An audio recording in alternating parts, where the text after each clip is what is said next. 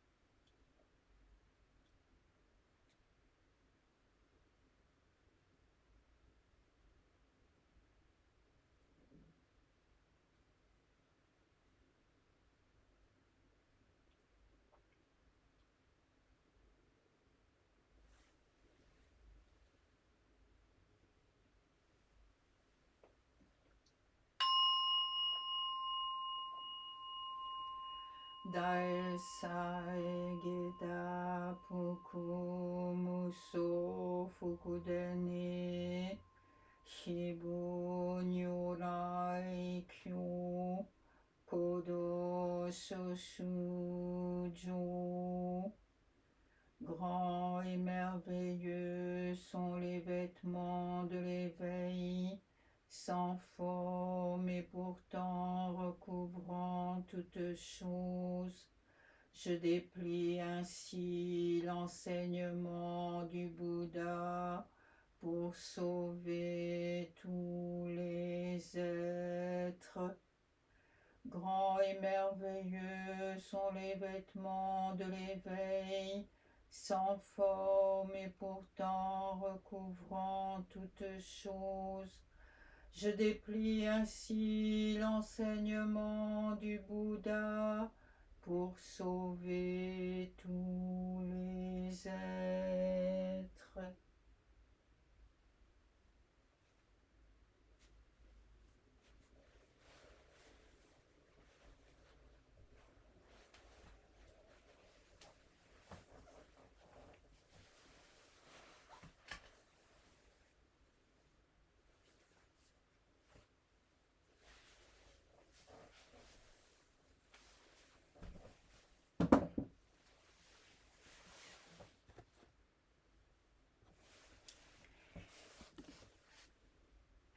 Bonjour.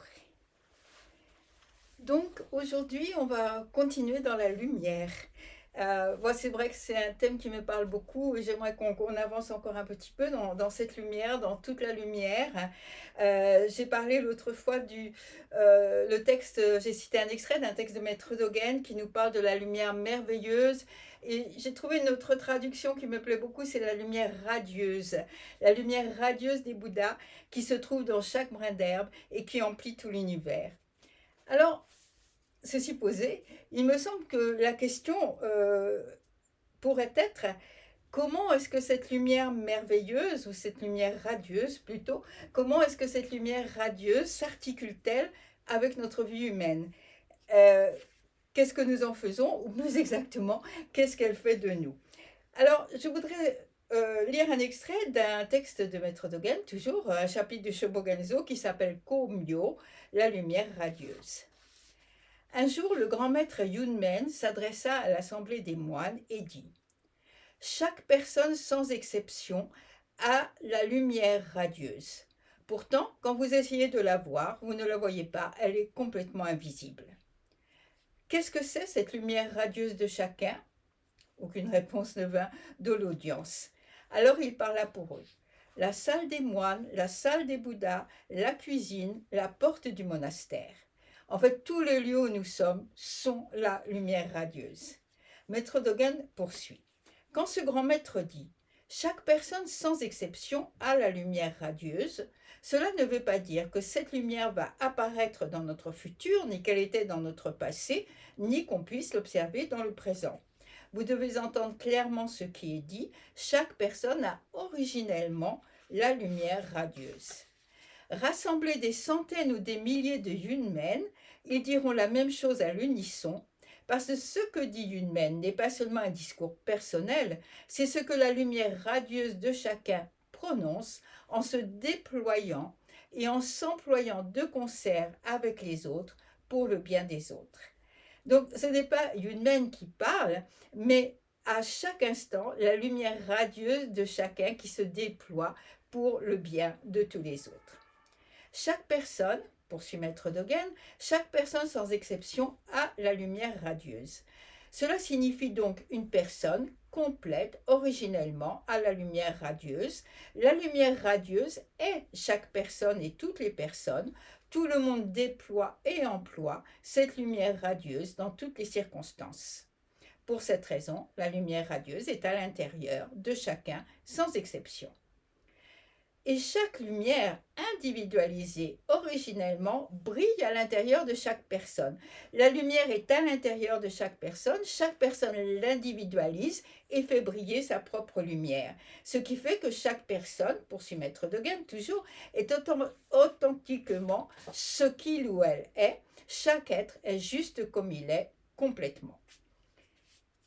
Lorsque Yunmen demanda qu'est-ce que cette lumière radieuse de chacun, cette question, conclut Maître Dogen, n'est autre que la lumière radieuse elle-même, parce qu'elle défie son sujet, elle le défie de la, comment dire, de la spécifier, puisque c'est elle-même le sujet.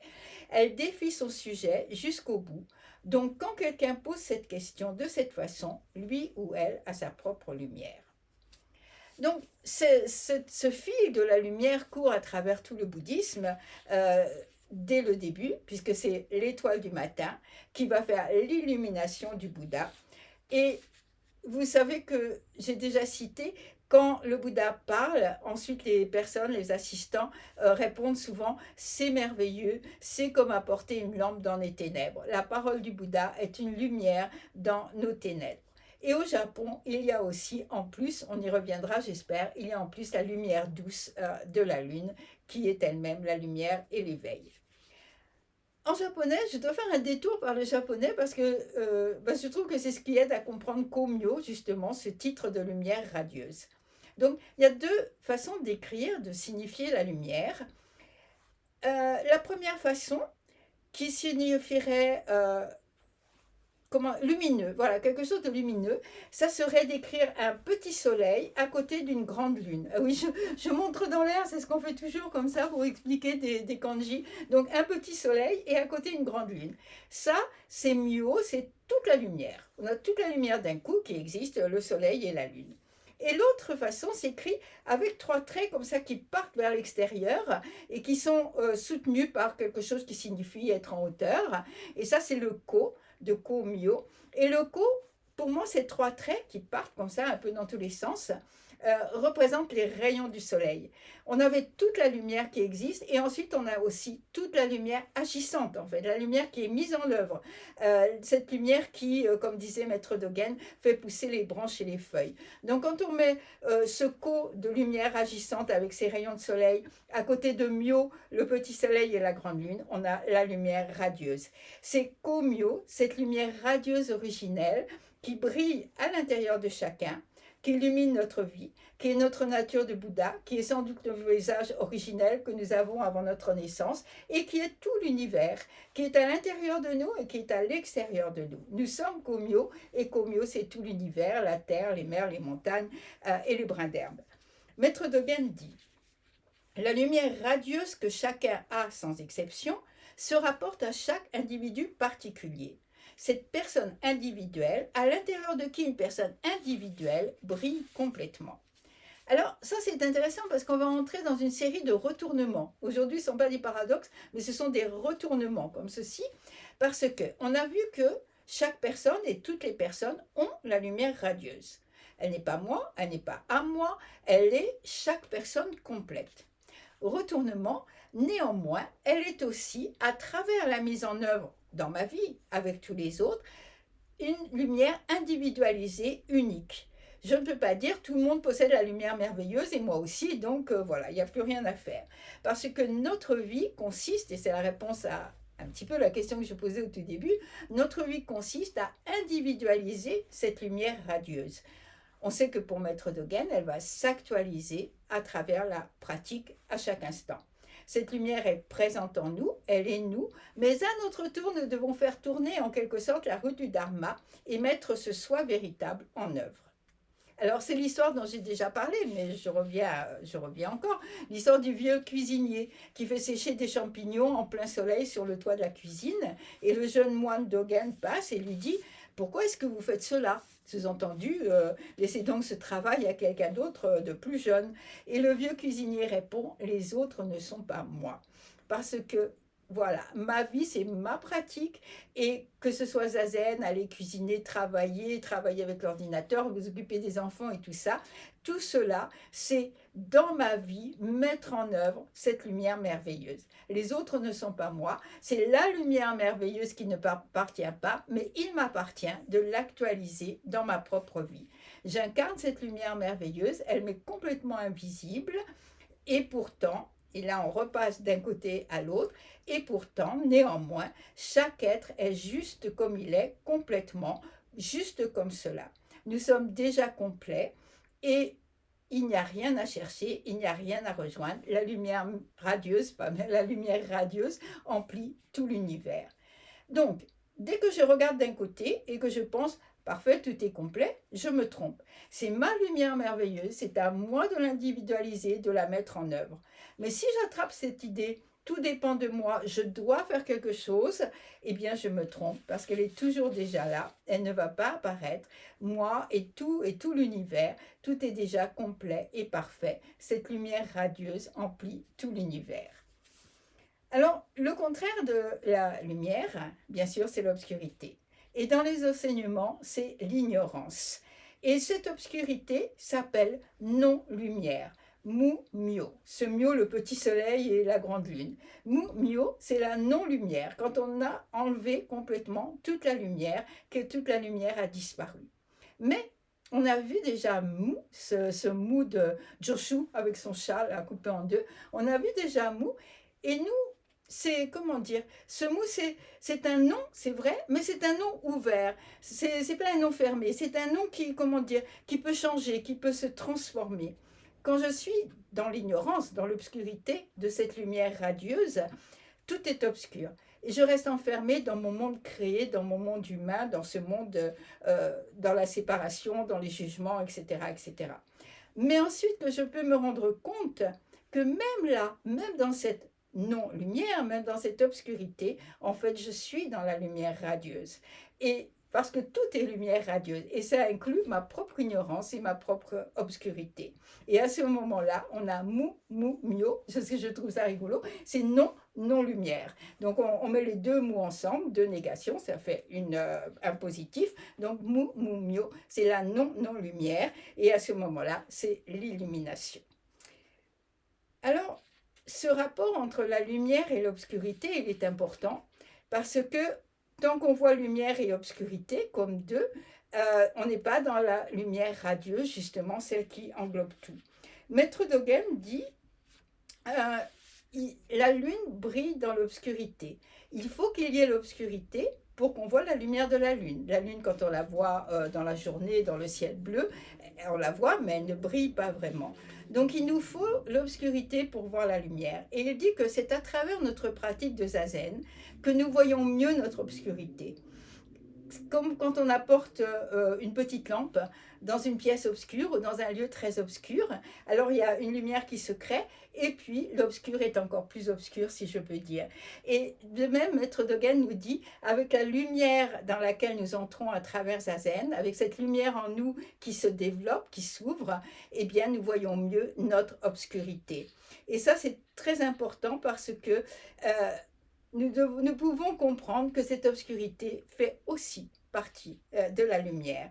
Et dans ce texte, dans ce vieux poème chinois, le Sandokai, il est dit « Dans la lumière, il y a aussi l'obscurité, mais ne la voyez pas comme obscurité. Dans l'obscurité, il y a aussi la lumière, mais ne la voyez pas comme lumière. Lumière et obscurité s'opposent l'une à l'autre comme le pied avant et le pied arrière de la marche. » Alors il me semble que c'est là, c'est dans ce balancement entre lumière et obscurité, c'est là que nous marchons et nous oublions parfois que nous sommes déjà dans la lumière radieuse. Merci.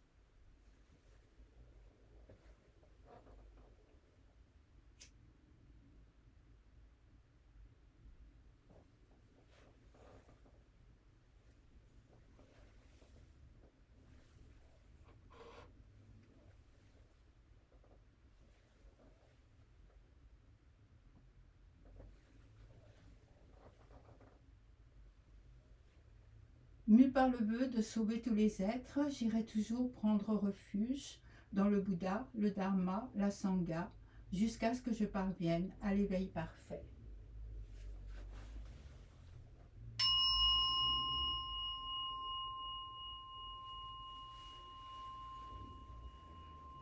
Mue par la sagesse et la compassion, aujourd'hui devant les Bouddhas, j'entre dans la voie qui mène à l'éveil parfait, afin d'aider tous les êtres sensibles.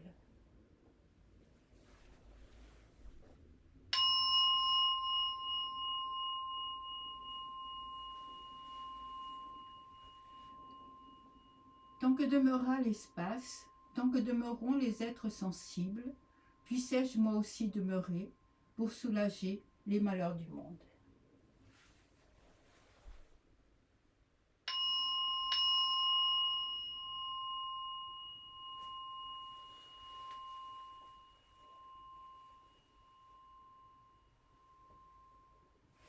Et la lumière radieuse, bien sûr, de tous ceux qui nous accompagnent, tous les maîtres, maîtres du Dharma, maîtres du lignage. Kishizawa Roshi-sama, Minpo Iyang Dai Washo, Niwazenji-sama, Zuigaku Renpo Dai Washo, Moriyama Roshi-sama, Horin Daigyo Dai Washo, Horin Daigyo Dai Washo, Horin Daigyo Dai Washo.